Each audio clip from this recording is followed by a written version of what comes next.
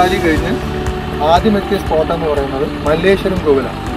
മല്ലേശ്വരം കോവിലിനെ കുറിച്ച് പറയുകയാണെങ്കിൽ ശിവശക്തി പ്രതിഷ്ഠയുള്ള ഒരു കോവിലാണ് മല്ലേശ്വരം കോവിൽ എന്ന് പറയുന്നത്. കൊല്ലത്തിൽ ശിവരാത്രി ദിവസം ഇവിടെ പ്രശസ്തമായ ഒരു ഉത്സവം നടക്കുന്നു. ആ ഉത്സവത്തെക്കുറിച്ച് പറയുകയാണെങ്കിൽ ഇവിടുത്തെ പൂജാരിമാർ 7 ദിവസത്തെ വ്രതമെടുത്തുകൊണ്ട് എൻ്റെ ബാക്കിൽ കാണുന്ന ആ മലമുകളിലേക്ക്, മല്ലേശ്വരം മുടി എന്ന് പറയുന്ന മലമുകളിലേക്ക് ചെന്ന് മുളയിൽ തീർത്ഥം എടുത്തുകൊടുന്ന് ഇവിടെ പൂജിക്കും. ഇവിടുത്തെ ഭക്തർക്ക് അത് പുണ്യാഹമായി കൊടുക്കുമെന്നാണ് ഐതിഹ്യം. അപ്പോൾ എൻ്റെ ബാക്കിൽ കാണുന്ന ഈ ഭവാനിപ്പുഴ താണ്ടിയാണ് അവർ ആ മല്ലേശ്വരം മുടിയിലേക്ക് ചെല്ലുക. ആ മല്ലേശ്വരം മുടിയിൽ നിന്ന് അടങ്ങി എത്താൻ തന്നെ അവർക്ക് ഒരാഴ്ചയോളം വേണമെന്നാണ് ഇവിടുത്തെ പൂജാരി നമ്മോട് പറഞ്ഞത്. അപ്പോൾ ആ മല്ലേശ്വരം മുടിയിൽ നിന്ന് തീർത്ഥമെടുത്ത് ഈ മല്ലേശ്വരം കോവിലിൽ വന്ന് പൂജിക്കുമെന്നാണ് ഇവിടുത്തെ ശാസ്ത്രം.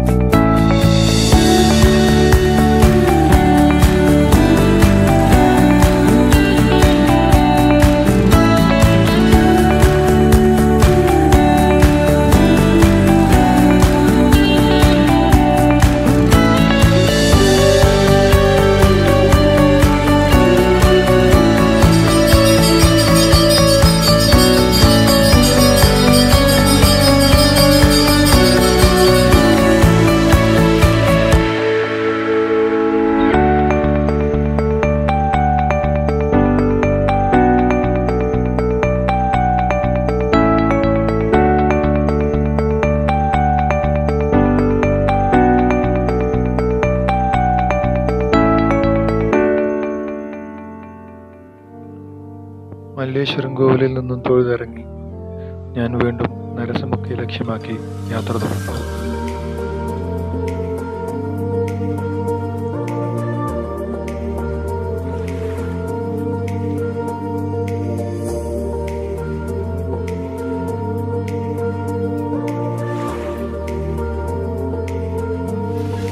നരസിമുക്കിലേക്ക് പോയിക്കൊണ്ടിരിക്കുന്ന സമയത്ത് നമ്മൾ പ്രതീക്ഷിക്കാതെ നമുക്ക് കിട്ടിയ മറ്റൊരു കാഴ്ചയിലേക്കാണ് ഇപ്പോൾ നിങ്ങളെ കൊണ്ടുവന്നത്.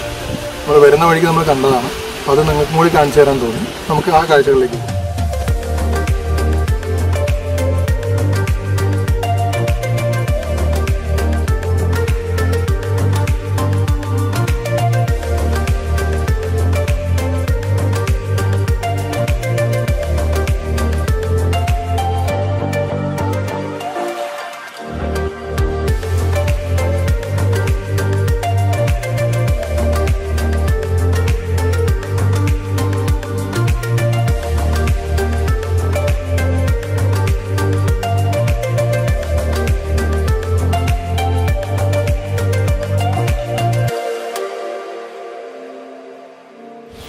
അപ്പോൾ ഈ കാഴ്ചകൾ നിങ്ങൾക്ക് ഇഷ്ടപ്പെട്ടു എന്ന് വിചാരിക്കണം.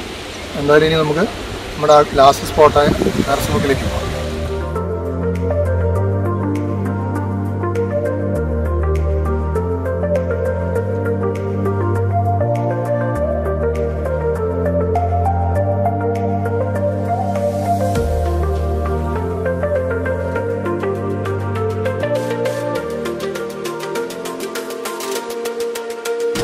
നമ്മൾ അവസാനം നരസിമുക്കിൽ എത്തിച്ചേർന്നിരിക്കുന്നത്.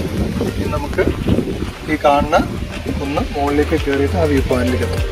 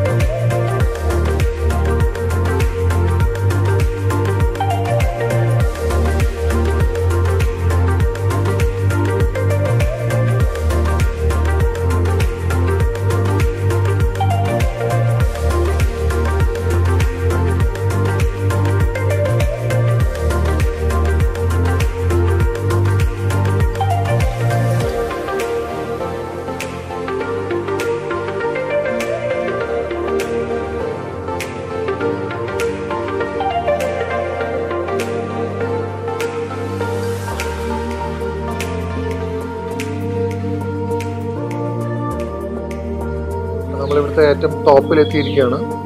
ഇവിടുത്തെ പ്രത്യേകത എന്ന് പറയുന്നത് ഇവിടുത്തെ കാറ്റാണ്. കാറ്റിന് ഭയങ്കര ശക്തിയാണ്. ഇവിടെ ഒരു 360 ഡിഗ്രി വ്യൂ ഞാൻ നിങ്ങൾക്ക് കാണിക്കാം. അതിനൊപ്പം തന്നെ കാറ്റിന് ശബ്ദം നിങ്ങൾക്ക് കേൾക്കാൻ പറ്റും. നമുക്ക് വ്യൂ ഒന്ന് കാണാം.